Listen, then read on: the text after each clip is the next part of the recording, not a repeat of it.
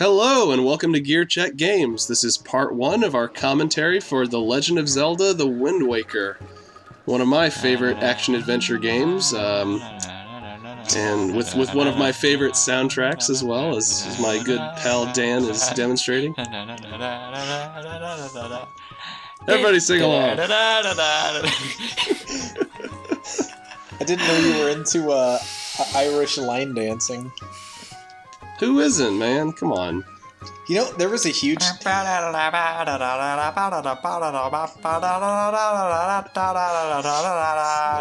done. Sounds like you're gargling an egg. In today's episode, the part of Dan will be played by that seagull from The Little Mermaid. It's relevant that that movie has water in it. There's water in this game. Lots of water, in fact. And I guess that brings me to... I'd say this is one of the more divisive Zelda games, at least in like the popular consciousness. People have kind of cooled off over the years, but initially this game was not too well received by the Zelda fan base. Do you guys have any first-hand experience with that? Because this was my first Zelda game. Wait, hold on. Before I talk about Zelda at all, did you just go into attract mode? Yes. Attract mode? Yes. Yeah, like if you're walking through Best Buy and like you see like Ninja Turtles arcade machine going Cowabunga. The opening demo. Yeah. Oh, the demo. Yeah.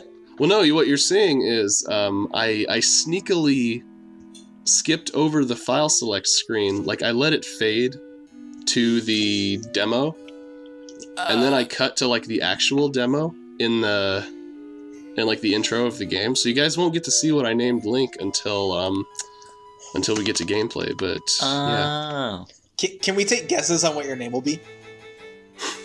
fire away. All right, Dan, you first, because mine's a banger. Dang. I'm Incorrect, gonna say, sir. See, if I was making a logical guess, I would say Zelda. But since I'm not making a logical guess, I'm gonna say Trey, you go. All right, mine's You're 0 for 2, guys. Mine's completely original, and I think it's gonna be right. Okay, I don't even know if it'll fit in the space, but I think his name will be Rumpelstiltskin. I don't think that'll fit. I can't hide anything from you guys, can I? Jeez. Oh. I guess while it's on screen, I always did really think this intro was cool. Like, just having this kind of diegetic, like, retelling of Ocarina of Time's events, like as it would be recorded by the people living in this world. Like, it's an interesting way to like acclimate players to kind of the world and atmosphere of the game they're about to play. I really dig this. And it would kind of become a staple of the Zelda series. Was that forward. We have a recap episode right at the very beginning? Last time on Dragon Ball Z for Zelda. People prayed to the triangles. You know, I will give this game this and Breath of the Wild both have really good alternate art or like hieroglyphic art. Oh yeah. Yeah, Breath of the Wild being like the latest in a long line of Zelda games to use this kind of intro style. Although for that game, it wasn't really used for the intro. It was more for just like random exposition. Which you see twice. Yeah, for some reason. You can see it as many times as you want. Yeah, and go talk to Cass. Have him sing you his wonderful song. Or Impa. Mm-hmm. For an old lady, you talk a lot. Yeah. I ain't gonna die. I repeat it as many times as you need me to. Man, I love that game. But we're talking about this game. Yeah, trying to. Unfortunately. Unfortunately. Are you not a fan of the Wind Waker, Trey? No, are you gonna make me sad? No, see, okay, like Wind Waker. I'll be honest. Also, Wind Waker was one of my first Zeldas. Also, because mine went. I kind of like followed the 3Ds pretty closely because like I never played 1 and 2. Like my first one was Link's Awakening, and then I played Ocarina and Majora, and then I went back for what's it called? Link to the Past. Yeah, Link to the Past. I swear half of the times I play this game, during this scene, one of those seagulls just, like, lands inside her character model. Because I think they're just like, randomly programmed to flock to her. Like, they're actual in-game, like, AIs and not just, like, cutscene props. Oh, whoa. Which is kind of cool, but also kind of weird. I ran into something like that on a game I was playing today. I won't get too off topic, but I'm just saying Wumpa Fruit placement in the new Crash Bandicoot adaptations is all over the place. Oof. But it's okay because them graphics. And speaking of which, we got quite the graphical overhaul for the re-release of this game, Wind Waker HD, on the Wii U. I'm not gonna say it's overall, like... I think there are times where it looks really good, but when you get up close to the characters like this and you see, like, the more detailed shadows on the characters, like, it just doesn't really fit with, like, simplistic textures or character models that well. But, like, objects in the distance, where the shadows are kind of simplified, look good. But up close like this, they just kind of look like plastic dolls, and I'm not... I think I prefer the original Wind Waker's, like, actual cel-shaded style. And I seem to be having trouble with ladders here. Let go, Link. Oh, I called it. I knew it. I knew it was a bad idea. So I'm not gonna lie, like, I don't know if you're gonna swim here, but I really like Link's swimming animation in this game. I forget if I think I swim a little bit in Forsaken Fortress. That's pretty much all I've recorded as of the time of us recording this commentary. I like that they've got a sign pointing you to the watchtower when it's literally like it's within sight everywhere on the island, pretty much. I don't know. If you're not facing it, it's not in sight. 3D cameras can really stump you. Okay, a kid of his size could wiggle through those trees. Yeah. I could wiggle through those trees. A kid with his size head, though?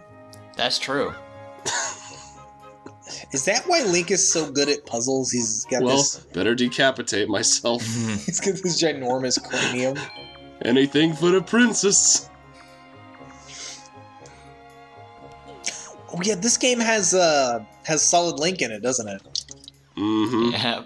Actually, come to think of it, that would have been a good thing to edit in, but, you know. Coulda, shoulda, woulda. Hindsight 2020, baby! Yeah. Wait, what's in here? Yeah, this guy's life savings. What? I've never seen this before. Unfortunately, he doesn't seem to have saved a whole lot, but, you know, we'll be relieving him of it anyway. Joke's on you, you robbed a poor man, son. Cox Glock. Our hero.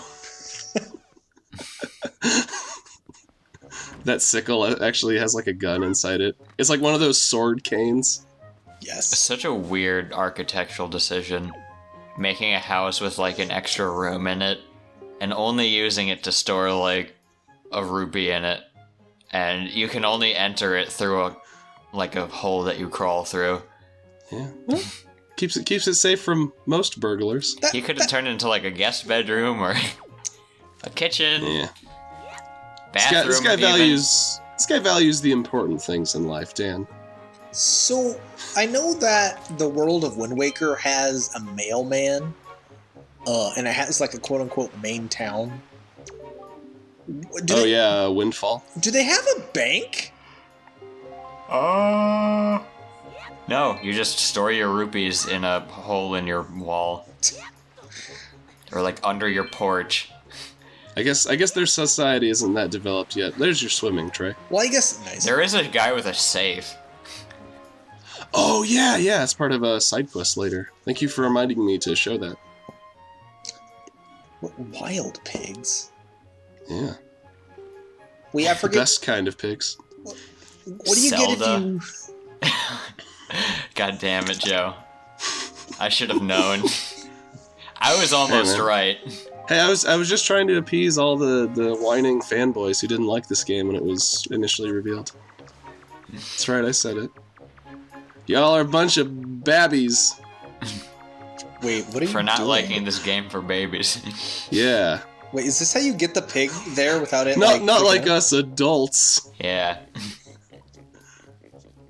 No, not all of that crawling shenanigans was necessary. I just trying to spice things up a little bit. So I don't know if the graphical overhaul, like, I don't know whether to love it or hate it, because like the way I played the entirety of this game as a kid in the old style, with it was just a hair muddier than this is.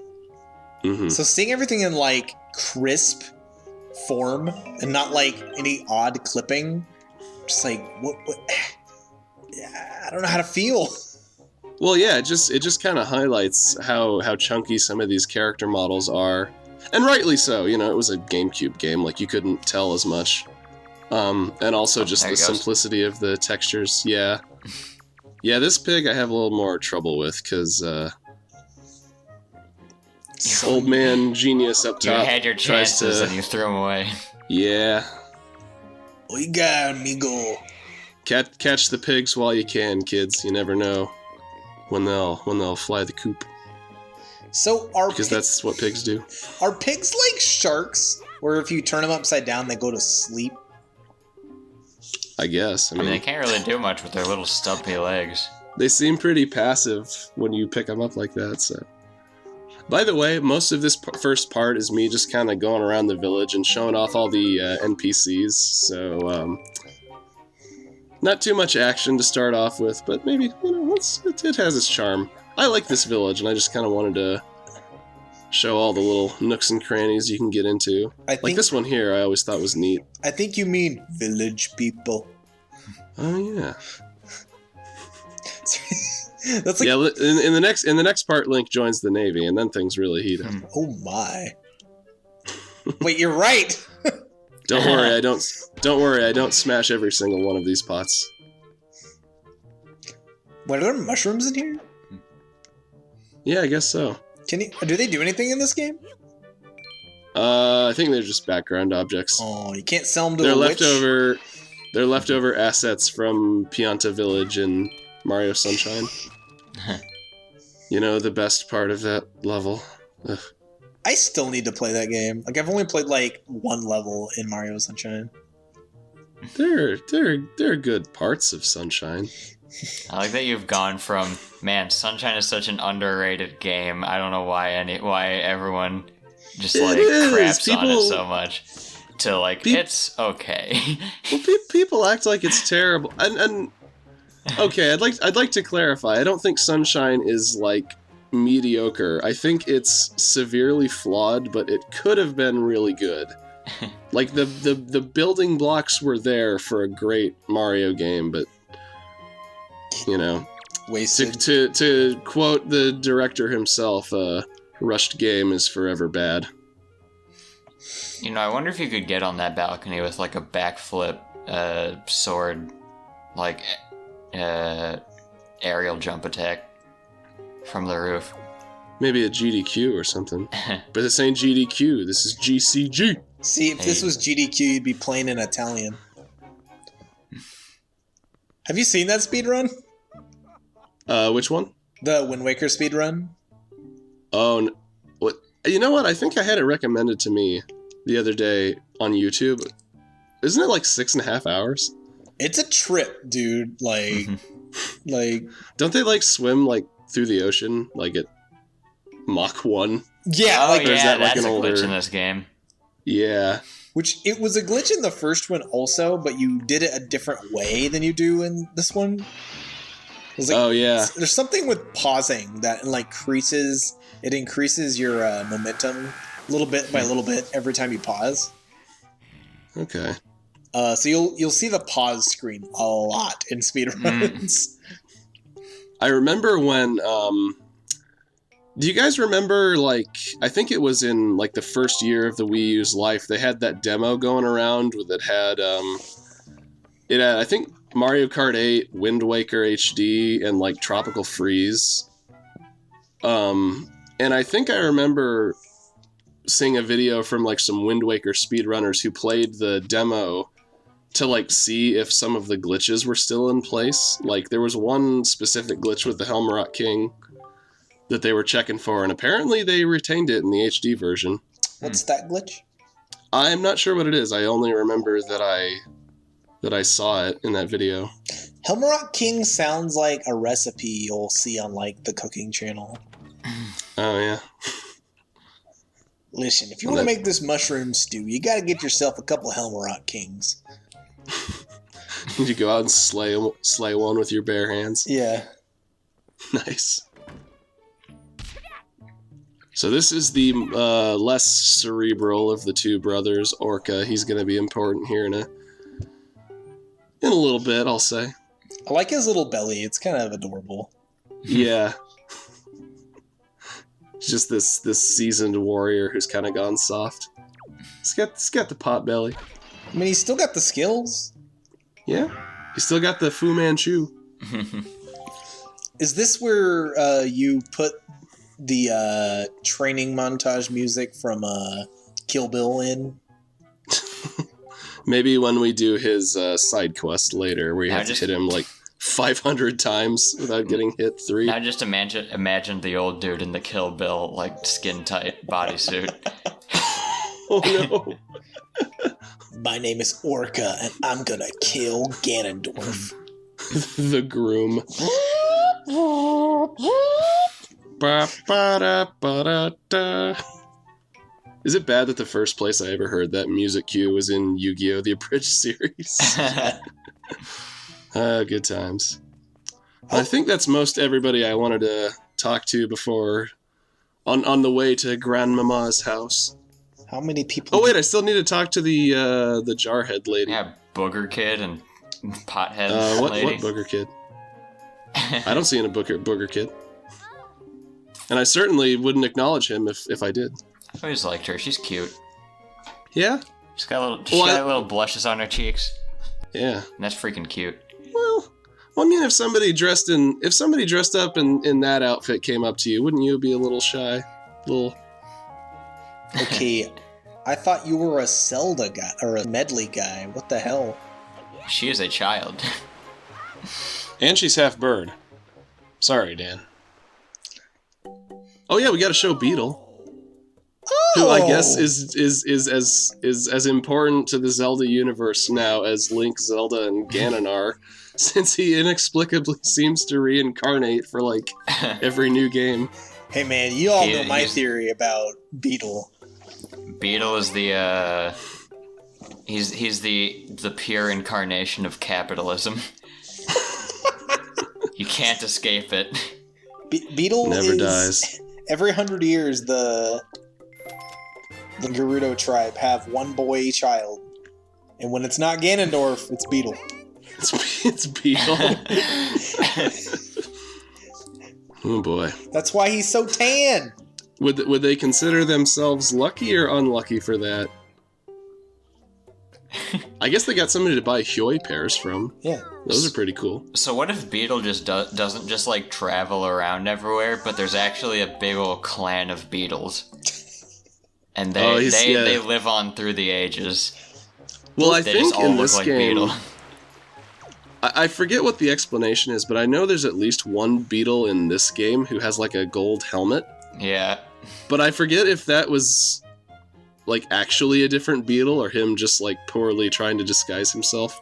I think it's probably the latter. Crap. just play it cool, Link. Walk away. Booger Kid, you suck. Nobody saw nothing. This is why Link left the island. He was the island bully. Grandma's like, get out of here. Take these ancient clothes and go. He's trying to avenge Skyward Sword Link, who, as we all know, was a victim of bullying. Yep. Rip. Have you... I almost said, have you seen Gaston? Have you seen Bruce? You get great cheese on his abs. Yeah, let's not even pretend anymore. The man is Gaston. Although I guess Bruce was predecessor. I guess Bruce was redeemed, but Gaston didn't need to be redeemed. He was too perfect for this world. He is too perfect, and we didn't see a body, so we don't know if he's dead. Yeah. Well, in the 2017 live action remake, there's a very muffled like when he hits the ground. Ooh. And honestly, the timing and like noise that they use is kind of comedic. By the way, to backpedal a little bit, I love Link's reaction to getting the hero's clothes. Because, Zelda games have been doing that whole, like, item fanfare pose thing since like, Square One. But I think this is the first time they've kind of lampshaded it like that. When he's like, this sucks. I was gonna say, I don't know if you guys have, but I read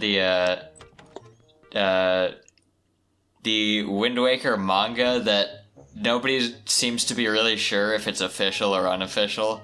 Oh yeah. But I love that throughout the manga they just make jokes about characters pointing out that his clothes look uncomfortably warm.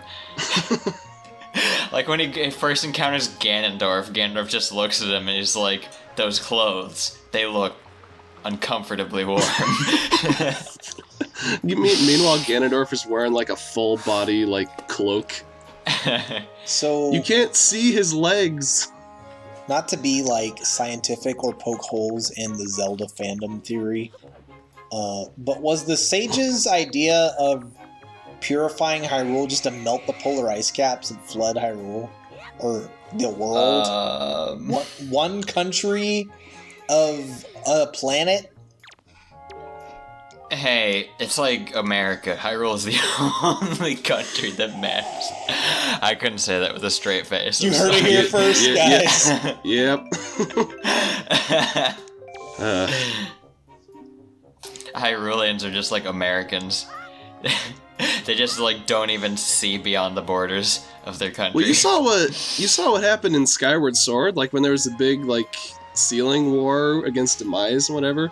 The Hylians were the only ones who got to go on that rock up to the sky. Everybody else had to like stay and fight. Like, no one cares. Like if that doesn't make Hylia blatant racist, I don't know what does. Our gods are racist. No, our god, because even though there have been 3 ever since like the beginning, now for some reason there's only 1. I guess the Zelda writers have embraced monotheism. Which, I mean, good on them, I suppose. I thought they were Shinto. Yeah. According to that one guy's video. So yeah, our first actual item here, second to the bait bag, but the telescope. I don't know about you guys, but like whenever I pull it out and like stop using it, but don't put it away yet, and Link's like carrying it around in his hand, I always wonder, like, why didn't he just whack people with that? Because he'll break it. Could deliver a pretty solid blow to his foes, but... Like that guy, for instance. That guy's clearly up to no good. I mean, look at him. That Rito is freaking out. Wow, you're racist. Okay, hold the phone. I never said anything about it. Joe sees someone from another race, he's like, I want to whack that guy with a telescope. I'm just afraid of mailmen, okay? Sorry. He's actually part dog. Do you know how long it took my Samurai Jack Blu-rays to get here? Actually, not that long. But I have my reasons. I'd love if there was gags here and there in Twilight Princess where like Link encounters the mailman for the first time and he's just like scowls at him. I would love... Because he's like, wolf. Everybody loves the mailman Snake. He's a big star. No, it's just something about him. I would love if in this game, like, instead of giving you a Rito mailman, they just kept the same mailman from, like, Majora's Mask. And he's just sprints across the surface of the ocean. Yeah, he's running full speed. Oh, yeah. Now that's dedication right there. It fits perfectly with the Postal Service. Right.